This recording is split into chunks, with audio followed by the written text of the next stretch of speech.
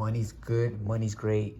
Money is a reflection of who you are at your current state, right? Meaning there's opportunity for you to make more money, or there's opportunity for you to get, demoted, depending on, by the way, this is prop money.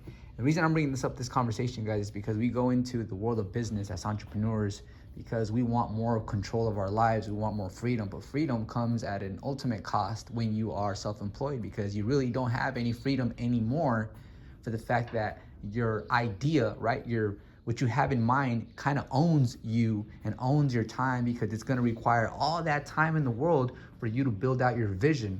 So you don't see freedom.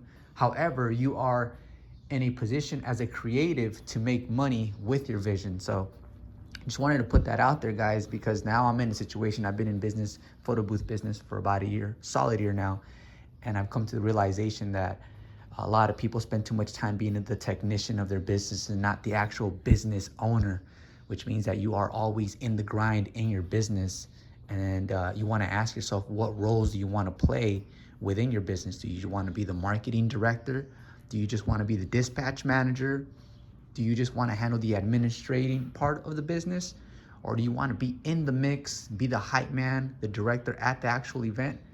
Think about that before you jump into the business, and also ask yourself, how much money will I require to really get to a point in my life where I'll be comfortable enough to start enjoying life? Meaning separating yourself from the day-to-day tasks and actually doing something else that intrigues you or compels you, whether it's a hobby, whether it's a destination.